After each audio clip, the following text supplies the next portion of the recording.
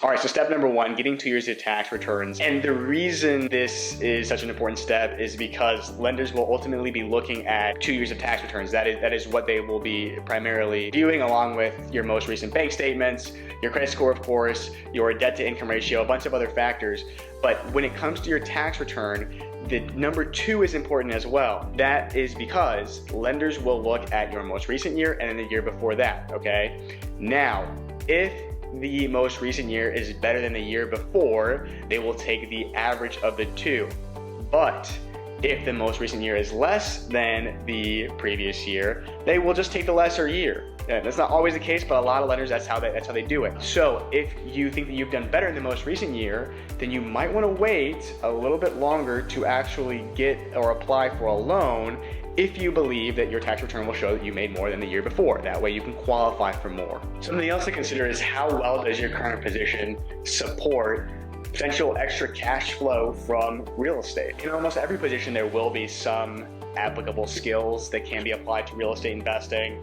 If you are, let's say, an accountant, then you're going to know probably a lot about what to write off and how to file your taxes when you are investing in real estate, what kind of expenses to focus on instead of others. If you are a mechanic, you'll be able to work on your building a lot more, so your maintenance is a lot lower. Even if you're in computer science, you'll probably be able to use a property management software better than somebody else would who might be collecting rent via check, like the good old-fashioned ways. But really, there are more factors than just that to consider, because if you really are passionate about real estate and you're very confident that that is the direction that you want to go in, and you're able to do so, then maybe a job change is what you would be seeking. If you really want to be in the thick of it, maybe there's a property manager role somewhere, or maybe you can get your license in a certain trade, because that is in very high demand nowadays and not many people are doing it.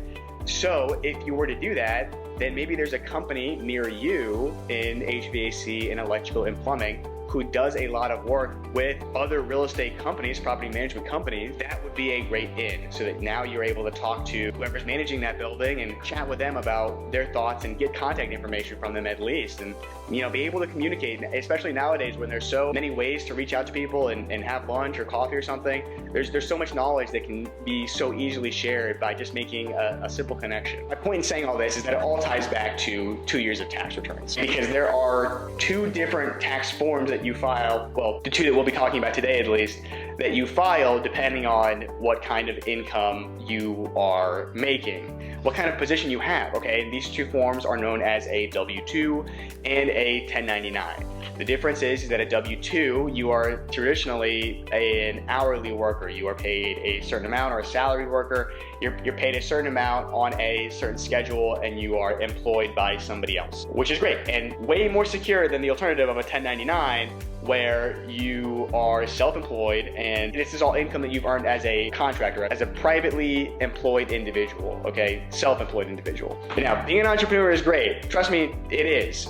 But there are certainly ups and downs, and you need to be able to weather those storms. That also implies fluctuality, and lenders really like stability from somebody who is employed and guaranteed payment on a certain day based on a certain schedule. A good CPA, especially one focused on real estate, is like knowing a good real estate broker, doctor, attorney, contractor, and all the other people that provide a service that can make your life a lot better. So step number two is start saving some money by opening a savings account. To know how much money you will put into a savings account initially and recurringly, you need to know how much money you are actually making. Thus, tracking your income expenses comes into play. There are dozens of softwares out there that will help you to do this.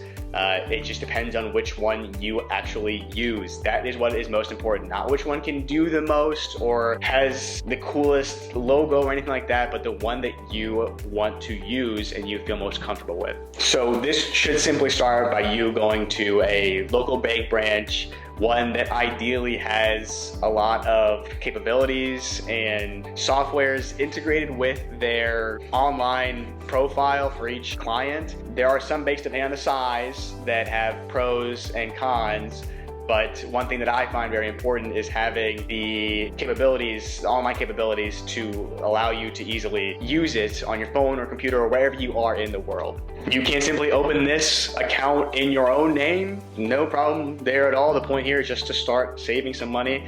But if you really wanted to be smart about it, you could start an entity in your state or whatever state you wish to elect and open the savings account in that entity's name. So you have some relationship at least with the bank that you're opening it with of this entity, whether it's 123 Main Street or I Like Cats LLC, whatever it is, it doesn't matter, but they at least know, okay, this is an entity that we've been doing business with, and use that entity to apply for loans and hopefully buy real estate at some point. As I said, every bank has their pros and cons, and this also goes for their savings account. So you should be considering what interest they will pay you to hold your money, any minimums that your account balance has to maintain, any withdrawal limits that they set, any service fees, and again, that technology aspect, you must consider how convenient it is to use when you are mobile. I want to note, especially if you are going into the rental side of real estate,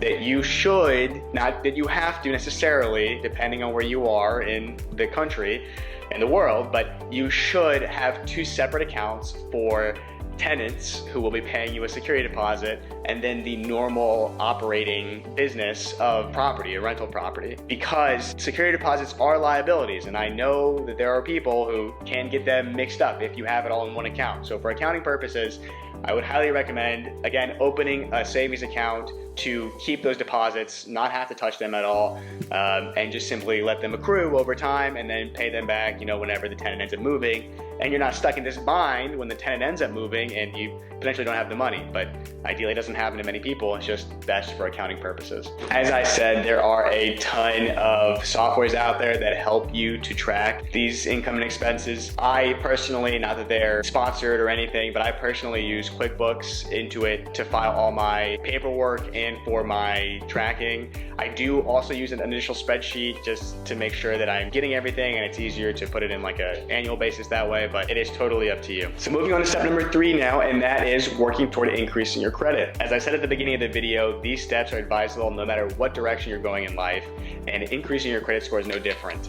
This is so useful in so many aspects, including obtaining a mortgage. From a real estate perspective, this is the lender's gauge for how likely you are to repay that mortgage each month and on time. This is, of course, your reputation as a consumer. Mind you, there are multiple credit reporting agencies, and each one with a different algorithm that will provide a different number. Fortunately, at the least, when you go to apply for a mortgage, they will provide you one, and that is how you can kind of work through and see what's actually on there and what they're looking at. That being said, there is a distinction between a hard pull, which will get the full report, and a soft pull, which is typically just a small inquiry. A hard pull is typically when you are taking on a loan with some collateral. Collateral being a car or a house, and these are typically bigger ticket items. A hard pull will go through all of your background, and it will check all payments, anything that's ever showed up in your report, and this is what a lender uses.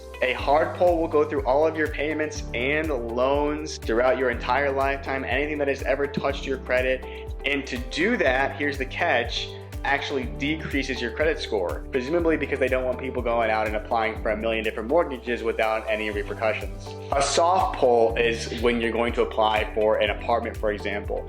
It will just show up as an inquiry. It won't actually decrease your credit score at all. At least most won't, but it is always important to ask whoever's pulling your credit, how will this affect my credit score? There are a number of ways to establish credit if you don't have any right now. For example, you can open a secured card, or if you have someone in your life that is looking and willing to help you with this, then they can sign on as an authorized user, or you can be signed on to their account as a co-signer, whatever direction you guys would choose to go. This would also be a good time to start considering whether you want to go with a credit union or a traditional bank. Generally speaking, credit unions are easier to apply for a loan with because they are more focused on the community, non-for-profit, and governed by members versus investors in the case with publicly traded banks. Credit unions, given their size, can be iffy on customer service. Some are very good because they're smaller, some aren't, also because they're smaller. So it really depends on which one you end up going with. They typically have lower interest rate loan payments and higher yield savings accounts, but they typically won't offer any more savings or investing options.